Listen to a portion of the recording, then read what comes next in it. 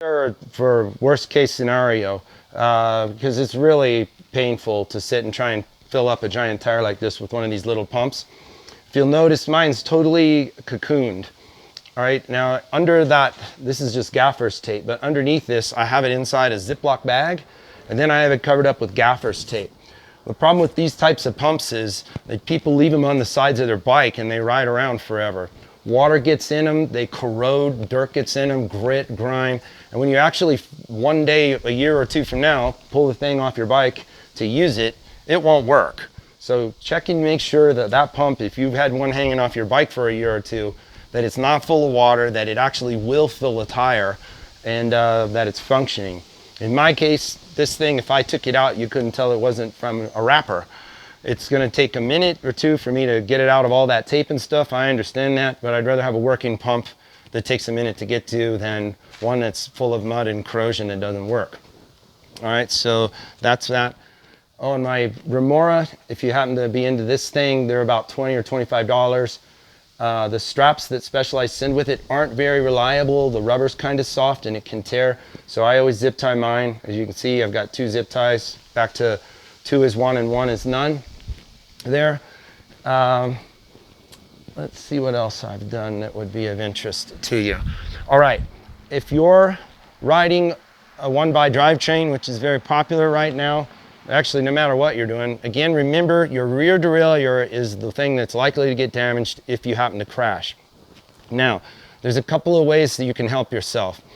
One, if you see your derailleur's bent in, the first thing that'll happen is you start shifting up your cassette. Your chain is gonna drop off the inside, jam in your spokes, wreck all kinds of shit, and you're gonna be out of the race, okay? So before you ever move, shift your bike.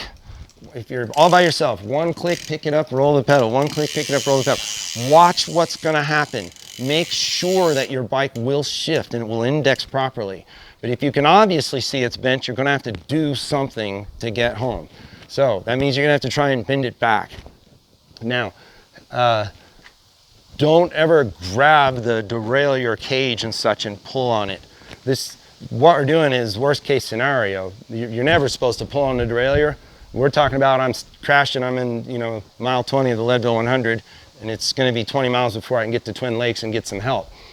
You wanna try and reach behind as close to the derailleur hanger and get your hands on as much meat and potatoes as you can when you pull on the derailleur hanger to try and, all we're trying to do is straighten that little bracket back. You're gonna want it to use your eye and trying to get it as much in line with the cogs of the bike as you possibly can, okay? From that point, try your shifting, right? And make sure that your bike will shift and index.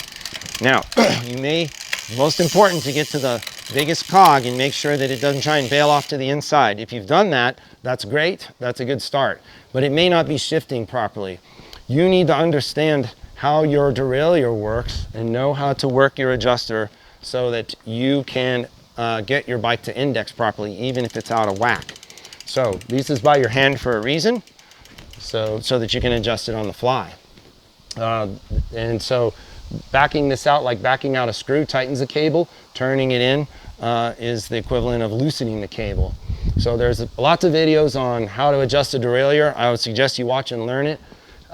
If you're ever totally lost, the one tip I can give you is screw it all the way in like a bolt. That'll make the cable as relaxed as it can possibly be. The first time you try and click it off of the little cog, it won't move.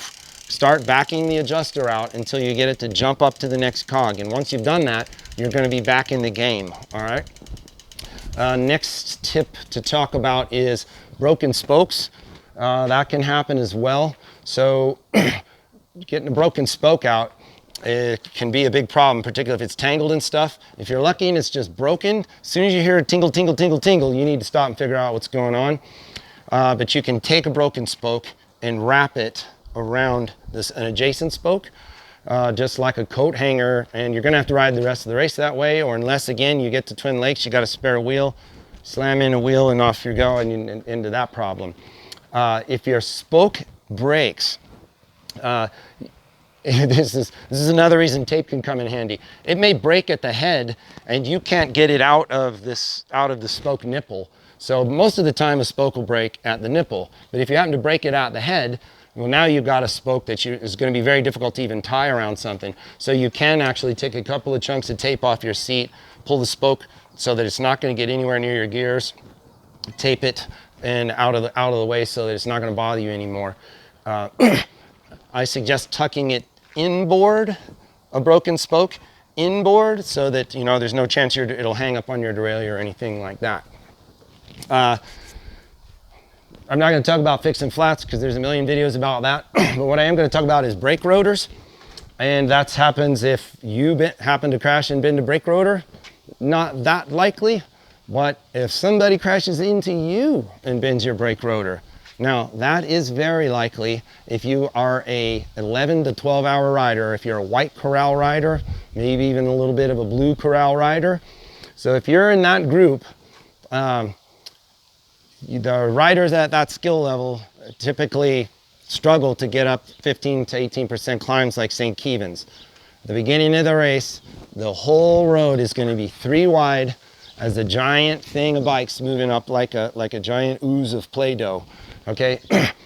And it's going to be going very, very slowly, maybe slowly or more slow than you've ever ridden a bike. So if you're not comfortable riding on a steep grade at a pace where you go like 1, 2, 3, 4, if you're not comfortable with that, you can practice that this week. Anywhere, just go find a steep hill and practice balancing and going up slowly. Well, the reason this is a problem is some people will just try too hard, or they lose their balance, or they hit a rock because they're not used to balancing and going very slow, and they're going to tip over. Your handlebar to handlebar to handlebar, 3 wide in a Jeep trail, 1 in one track, 1 on the other, and somebody trying to ride up the middle, hundreds of riders deep. When one guy tips over, or lady rider, you tip over, their handlebars going into your spokes in your wheel. They'll hit your brake rotor, they're going to knock you down. That can happen. It's happened to me. So now, should that happen, again, people tend to freak out. You need to make sure that you stop somebody from jerking and pulling and yanking on their bike and doing damage to your spokes or your rotor if their handlebar is caught in the bike.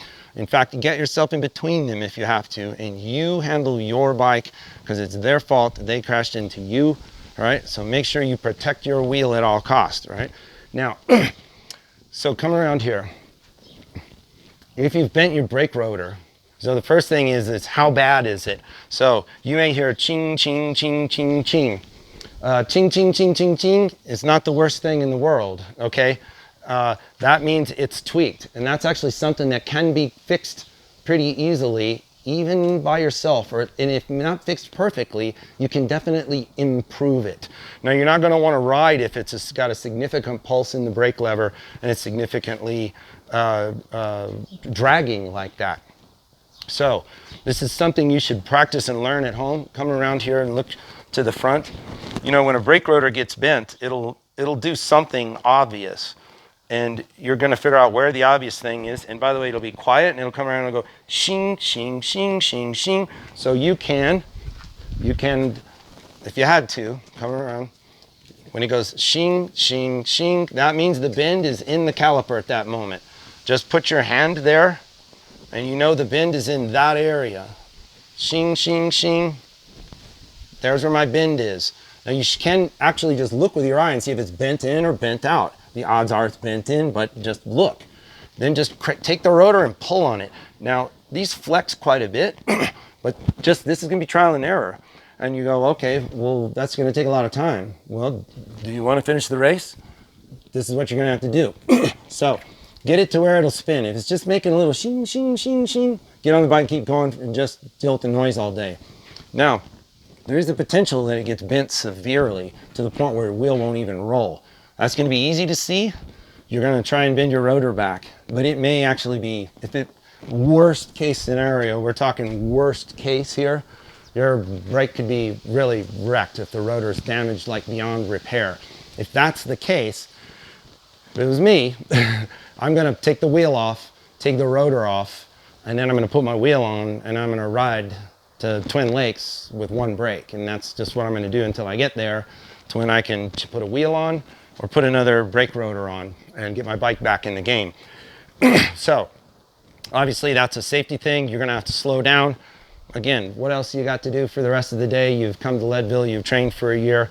Again, this is worst case scenario. So now me, just my tips on that, because I'm a 12-hour rider, you know, don't be right on the wheel in front of you. Leave room for somebody to screw up, room for them to tip over.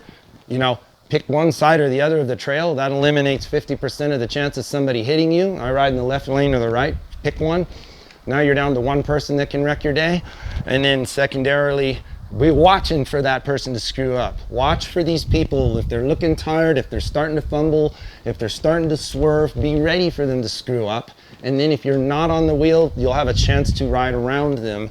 But if you're right on their wheel, you're going to be in that line of clip, clip, clip, clip, clip, clip, clip, clip, clip, where 100 people go, oh, and everybody has to get off their bikes and start pushing. So that's a tip for brake rotors and emergencies for that. So and then next one is shoes and pedals. I talked about having a pedal that fail, a rock gets stuck in who knows what. Shoes. Hopefully your shoes are in good condition. You've got fresh, new, or good condition cleats on your bike. I mean on your shoes. I have one bag that I keep at Twin Lakes that is a complete set, head to toe, of everything that goes on my body. For normal weather, we're gonna call it. So, and I mean everything.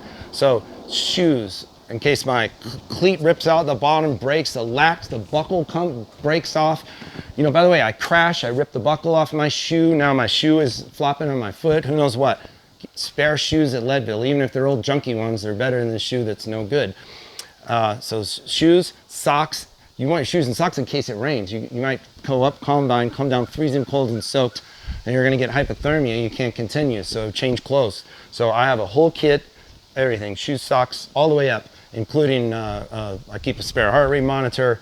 I have clean glasses, gloves, sweatband, helmet. If you've crashed and hit your head, take your helmet off when you get to Twin Lakes, put on a new helmet, you know, one that's not been crashed on, for your own safety. So I keep a bag that's ready to go. And if the worst comes, I just tip it out and get whatever I need out of it. That's ready to go. And then I keep a separate bag of warm stuff. Who knows what's going to happen with weather there.